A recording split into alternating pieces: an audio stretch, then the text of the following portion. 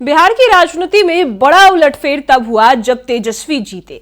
बताएं आपको कि तेजस्वी के उम्मीदवार ने जब जीत हासिल की तो बीजेपी और जेडीयू के होश उड़ गए, क्योंकि कहा यह जा रहा है कि अब भूमियार समाज ने अपना बदला पूरा किया है। जिस तरीके से बीजेपी भूमियार और स्वर्ण समाज को अलग कर रही थी और रास्ते से हटा रही थी, लेकिन तेजस्वी ने उसी स्वर्ण समाज को लाकर बड़ा संदेश दिया है। चलिए हम आपको क्या है मामला वो विस्तार से बताते हैं। नमस्कार, मैं कोमल और आप देख रहे हैं दर्श न्यूज। बताएं आपको कि बिहार की राजनीति में ये बड़ा उलटफेर तब हुआ जब एमएलसी चुनाव, विधान परिषद की चुनाव में आरा बक्सर सीट पर सोनू राय जीत गए। और सोनू राय आपको बताएं तो भूमियार समाज से आते हैं और इसके बाद उन्होंने कन्हैया प्रसाद को हराया, जो जेडीयू की परंपरागत सीट रही। आरा बक्सर सीट हमेशा से राधाचरण सेठ जो है वो वहां पर जीतते रहे और उनके बेटे को तेजस्वी के उम्मीदवार ने धूल चटा दिया। लेकिन वही कहा यह जा रहा है कि भूमियारों ने अपना बदला पूरा किया है, क्योंकि तेजस्वी ने जब राज्यसभा चुनाव में एडी सिंह को उम्मीदवार उतारा तो वो भी भूमियार जाति से आते थे।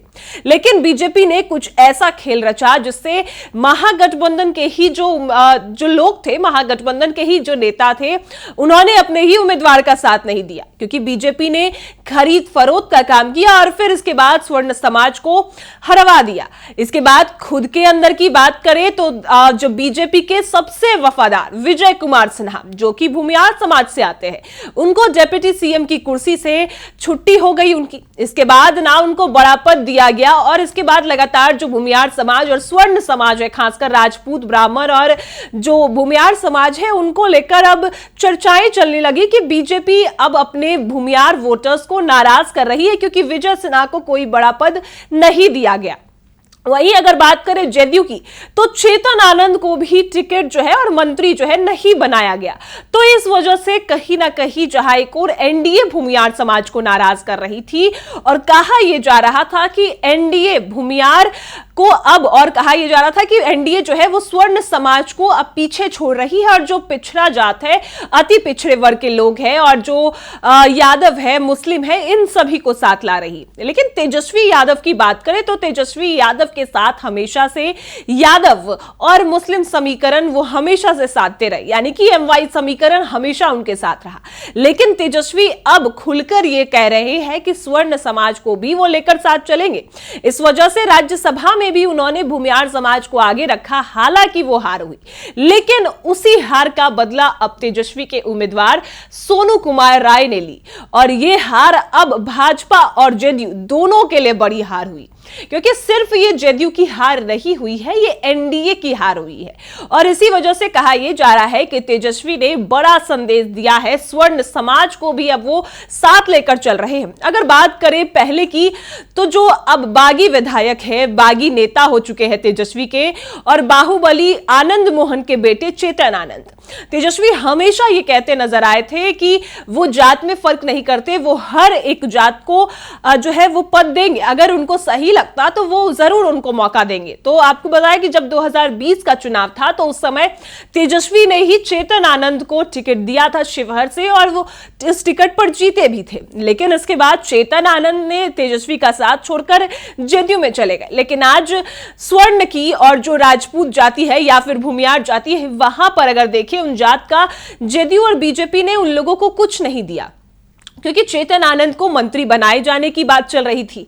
आनंद मोहन ने भी कहा था कि चेतन आनंद मंत्री बनेंगे, हालांकि ऐसा नहीं हुआ। चेतन आनंद को साइडलाइन कर दिया गया, बीजेपी में विजय सिन्हा को साइडलाइन कर दिया गया। लेकिन तेजस्वी हर बार भूमियार और स्वर्ण समाज में किसी ना किसी को आगे जरूर कर रहे थे। और यह भी कहा जाता है कि तेजस्वी पर इस वजह से और तेजस्वी के उम्मीदवार पर इस वजह से लोगों ने भरोसा जताया, क्योंकि हर बार अगर वादों की बात हो और हर बार कोई काम की बात हो तो वो हमेशा तेजस्वी ही कर रहे हैं। बीजेपी और जेडीयू सिर्फ और सिर्फ विपक्ष को डराने धमकाने में और विपक्ष को हड़काने में लगी है, लेकिन जो काम है, जमीनी हकीकत है, वो नहीं दिख रही लोगों को।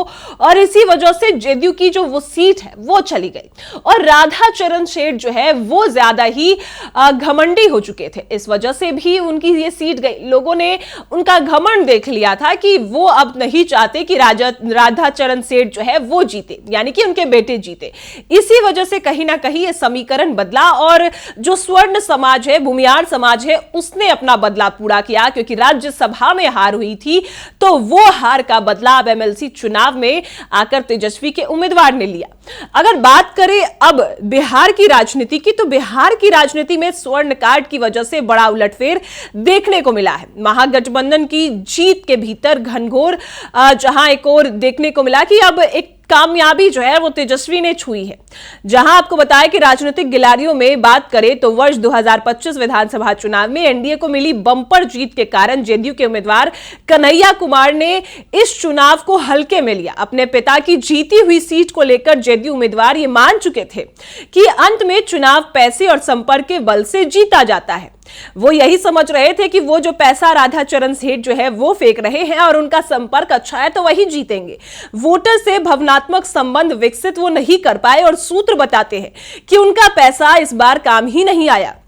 जेडीयू उम्मीदवार का प्रबंधन का घोर अभाव दिखा और बक्सर भोजपुर एमएलसी उपचुनाव में जेडीयू के उम्मीदवार कन्हैया कुमार की विनिंग टीम के भीतर आपसी तालमेल भी नहीं रहा। सबके अपने अपने सेल्फ एफर्ट्स जो थे वो देखने को मिले और ये पूरी टीम की ताकत का पुरजोर प्रदर्शन नहीं दिखा सके और कन्हैया की टीम बिखरी बिखरी नजर आ रही थी।